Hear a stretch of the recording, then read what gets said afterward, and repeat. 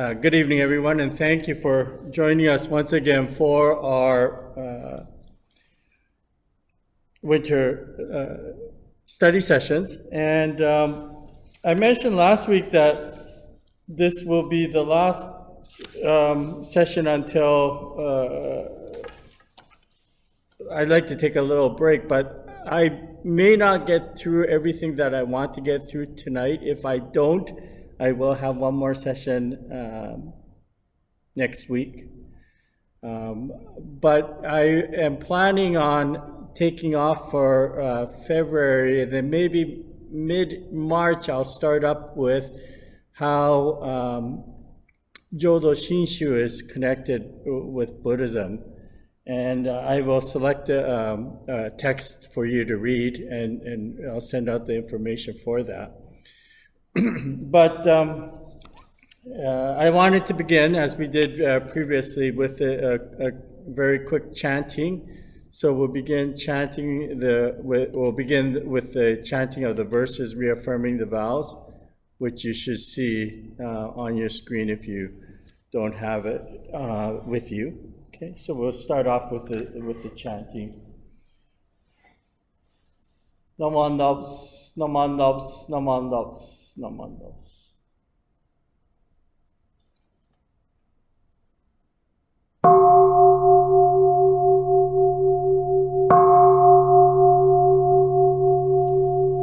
I have made unrivaled vows and will reach the highest path. If I fail in any way, may I not attain Buddhahood. Should I not provide to all for countless kalpas to come, aid in times of suffering, may I not attain Buddhahood. I will reach enlightenment, but unless my Buddha name resounds throughout the universe, may I not attain Buddhahood.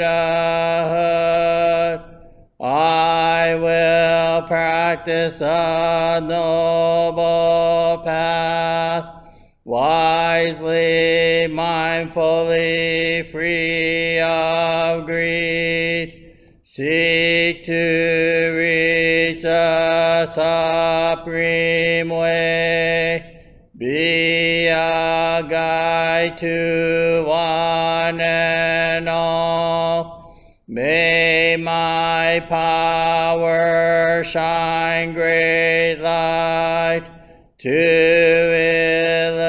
illumine and dispel the darkness of the three poisons, and save all from suffering. With eyes of wisdom I'll remove the darkness of ignorance. I will close all evil paths, open gates of highest good. When I attain Buddhahood, light will shine throughout all lands, light brighter than sun and moon. outshining all heavenly lights, giving my virtues to all, not forsaking anyone.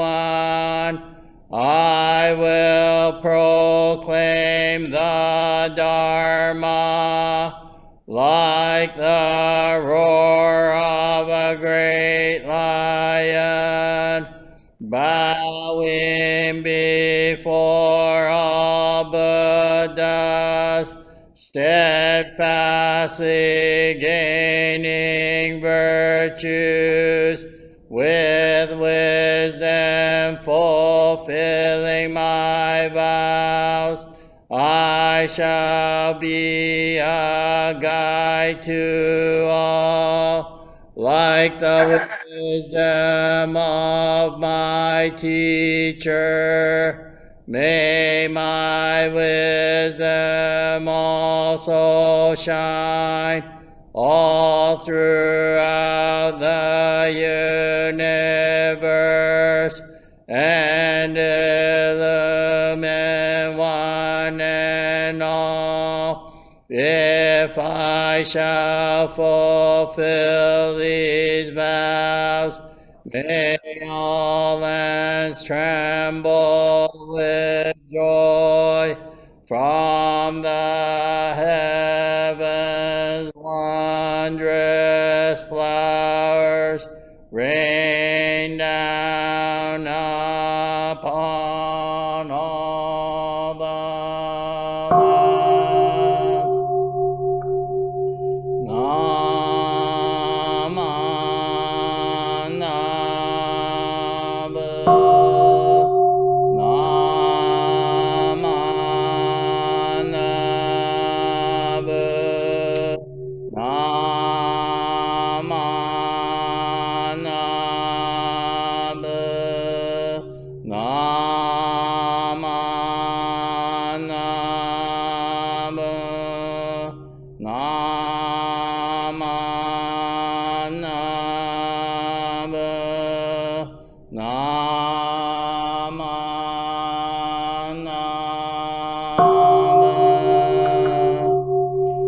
The virtue of Amita's vow is shared equally by all, together attaining awakened mind. We are born in the land of peace. No one else, no one else.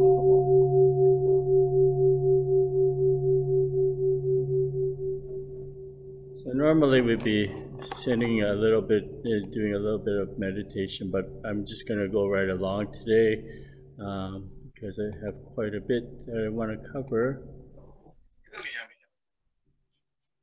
Somebody's not muted. Let me just, it's not muted. I'll mute all again.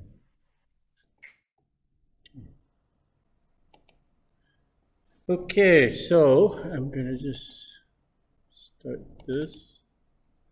Okay, can you all see that on your screen? Yes? Okay. So again, this is the 2020-2021 winter lectures, and we've been talking of the book, The Heart of the Buddha's Teaching by Thich Nhat Hanh. So today I wanted to actually go over again the 3 Dharma cells. I know we've touched upon it, but I wanted to go a little bit more in depth about it. Actually, over the weekend, you might say I had an epiphany, and I'll explain about that afterwards, but I had a little bit of awakening, so I wanted to share that with you.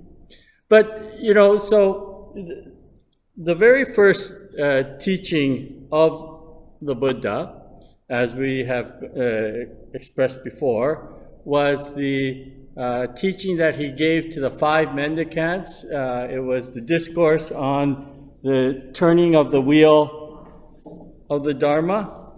If you looked it up in the book, it's actually in this book, which was Discourse on the Turning of the Wheel of the Dharma, and it's on page 257. I hope that you've had the opportunity to look at it. But in that teaching, there were 3 major points that he talked about. First was the middle path, right? And we discussed that. And the 4 Noble Truths, we discussed that. And the 3 Dharma seals. And the Dharma seals are, like when they used to put the stamp on the letters or seal the letters. It's the thing that makes it unique to that individual. And so the 3 Dharma seals, of course, the first one was impermanence or anicca. And when they talk about this impermanence, so the Buddha said, all phenomenal events are impermanent. It is a result of causes and conditions. When the causes and conditions no longer exist, then the phenomenal event will cease to be, right? In other words, everything is constantly changing. Nothing exists statically forever. Okay, so this is quite a easy idea to grasp, I think. And this is actually, in Thich Nhat Hanh's book, he says this is a time element of the 3 Dharma seals. So keep that in mind, and we'll get back to this afterwards, but this is the time element. Okay? So everything is constantly changing, so that's an implication of time. Change happens over time, right? In other words, impermanence or change can also mean that everything has its own lifespan. This includes animate and inanimate objects. Okay, so normally we talk about sentient beings as, having a lifespan. But in fact, when we think about this idea of everything is constantly changing, that means everything in the universe has its own unique lifespan. So even a rock, for instance, a rock that we might think is something inanimate or maybe even permanent, but we know over the course of time the rocks erode, they change, and eventually that rock will disappear as well. Oh, by the way, just completely off topic, but did you see the news story about that 4-year-old girl? I can't remember where it was, somewhere in Europe, I think, that found the dinosaur footprint on the rock on the beach? I thought that's so cool. Anyways, I digress, as usual. But the thing is that everything has its own lifespan, okay? So that's very important for us to keep in mind, okay? And I'm going to get back to that again later. So yet another way of understanding this is that life has existed from immemorial past, and it will continue from this point forward as well. Okay, so if we think that there's been life going on, there's been a continuation, right? So that's the first Dharma seal: is that everything is constantly changing, right? Our difficulty is that we have when the changes seem deemed to be beneficial to me, I like it. But when it seems to be change that is not beneficial to me, I don't like it, right? And I've mentioned before, as I said, if there's something that's flowing and moving, and you try to go against that, that creates friction, which is the other word for suffering, right? Is the friction. So if you're able to go with the flow, then you decrease the amount of friction or suffering that's created. So the second of the Dharma seals is what we call non-self. Or in Japanese, they say shoho muga. Oh, I forgot to mention the Japanese for the first Dharma seal was shogyo mujo. Okay, there's a couple that I think understand Japanese on the course today, but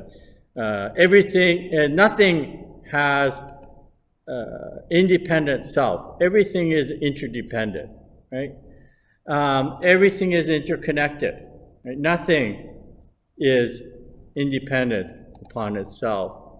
And according to Thich Nhat Hanh, this is the spatial element of the three Dharma seals. Okay? Spatial element of the three Dharma seals. So that, if you look around us, we're all interconnected, right? You know, when we think of our interconnectedness, if we think of these two Dharma seals, it really makes you think about our human race. You know, I was thinking this morning about the fact that if everything has its own unique lifespan and everything is interconnected, then why are we the only race of beings that spends billions and billions of dollars to create weapons of mass destruction? You know, and when we think of the weapons that we create, they're very specific to harming other living beings. We're the only race, I think, or living creature that does that. And this is perhaps why we need to listen to the Dharma the most out of all creatures. Anyways, again, I digress. But so non-self means nothing exists as an independent entity unto itself. Everything is interrelated. And the example that is often given when we talk about this is it's like Indra's web. For those of you that don't know, in the Buddhist teachings, and actually in Hinduism as well, they talk of Indra's web. And what it is a web in the universe where each eye in the web has a jewel in it. And that jewel, each jewel shines brilliantly by itself, but at the same time it reflects all the other jewels in the universe. So the analogy is, if you see this, it's very similar to the web with all these droplets. Each one of these are shining brilliantly and then reflecting also the other light from the other beads that are shining. So it is a reminder to us of how we're all interconnected, right? I think I gave the example of the spider web before when I have been very fortunate to be part of the English Jodo Shinshu correspondence course. And during those courses, I've had the opportunity to read numerous essays. I can't remember how many essays I've read now. But in reading those essays by these students who take the correspondence course, some of them come up with wonderful analogies. And I think I've mentioned before, some of you have heard me before, talk about this lady in San Francisco when we were talking about sort of what was an awakening moment for you. And she wrote an essay on how she had gone to Dharma school and attended temple for many, many years, but never really struck her. And then one day she was walking her granddaughter to kindergarten class. And in Bay Area, it's usually very foggy in the morning. And when they left the house, the fog was lifting. And as they were walking, her granddaughter pointed out a spider web and said, "Grandma, look." And so she looked, and there was a spider web glistening like this.